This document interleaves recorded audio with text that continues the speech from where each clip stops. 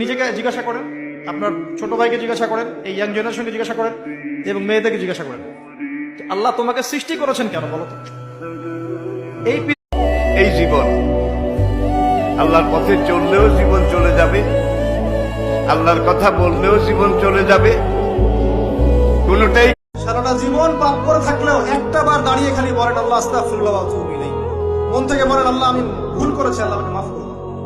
এক মুহূর্তের মধ্যে আল্লাহ পাক। যুবকরা এখানে খুব কষ্টে ভোগে, বুঝি, আমি বুঝি, কারণ আমরাও ভুগেছি এক সময়। হ্যাঁ, 8-10টা বিয়ের চোখের পানি, মনের আবেগ যা আছে আপনার ভিতরে, কষ্ট, দুঃখ, যন্ত্রণা সব আল্লাহকে ঢেলে দিবেন।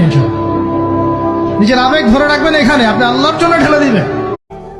আমি ওমরের নামে আল্লাহর কাছে নালিশ করব। কি নালিশ করবে? যে ওমরের আমলে আমি না খেয়ে আছি, আমার সন্তান না খেয়ে আছে। কথা বুঝতে পারছেন?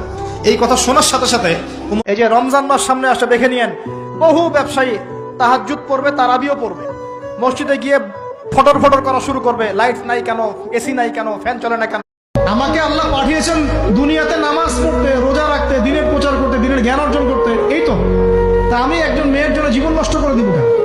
আমি তাহলে আল্লাহ সব সময় আল্লাহর কাছে এই দোয়াটা যেন আমরা করি, আল্লাহ কিয়ামতের দিন তুমি আমার হিসাব নিও না, আল্লাহ তুমি আমার বিচার বসিও না। আল্লাহ যাররা পরিমাণ সন্দেহ করবেন না যে আল্লাহ কি দিবেন না দিবেন না, আল্লাহ পাক অবশ্যই দিবেন ইনশাআল্লাহ। ওয়া মান ইয়াতাওয়াক্কাল আলাল্লাহ ফাহুয়া হাসবুহ, যে আল্লাহর উপর তাওয়াক্কুল করে আল্লাহ পাক। মনে রাখবেন রিজিক সম্পূর্ণ আল্লাহর হাতে, সম্পূর্ণ আল্লাহর হাতে। আপনি যদি মনে করেন যে এই চাকরি, হারামের চাকরি না করলে আমার চলবে না, আমার বউ খাইতে পারবে না, আমার মা খাইতে, আল্লাহ পাক সৃষ্টি করেছেন আমাদেরকে ভালোবেসে। আল্লাহ পাক বলছেন সারা দুনিয়ার সমান গুনাহও যদি সে করে ফেলে, আসমানের সমানও গুনাহ করে ফেলে, খালি তওবা করে ফিরে আল্লাহকে বলবে আস্তাগফিরুল্লাহ। সত্যিকারের ভালোবাসা মানে হচ্ছে দায়িত্ব, রেসপন্সিবিলিটি, বিশ্বাস, ভালোবাসার মানুষ ভালো থাকে, এটা চাওয়া। একটা হাদিসে আছে, বান্দা যতক্ষণ অন্য ভাইয়ের সাহায্যে থাকে, আল্লাহ ততক্ষণ ওই বান্দার সাহায্যে থাকে। আর একজন মুসলিম ভাইয়ের প্রয়োজন পূরণ করতে যাওয়া, ব্যাপারটা এমন না যে আল্লাহ লিখে রেখেছেন বলে আপনি বেছে নিচ্ছেন। যেহেতু আপনি এটাই বেছে নেবেন, তাই আল্লাহ আগে লিখে রেখেছেন। এখানে পছন্দ আপনার। ছেড়ে দেওয়ার মধ্যে সুখ আছে। মনে করেন কেউ আপনি গালি দিয়েছে, তো আপনি অনেস্ট, তারপরে আল্লাহর সন্তুষ্টির জন্য ছেড়ে দেন। মানসিকভাবে শান্তি নাই আমাদের মধ্যে।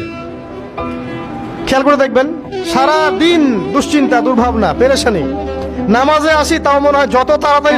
জীবনে কখনো হতাশ হবেন না, জীবনে যাই হয়ে যাক না কেন কখনো হতাশ হবেন না। মনে রাখবেন আল্লাহ আপনার রব, আল্লাহ আপনার সাথে আছেন ইনশাআল্লাহ। এই সমাজ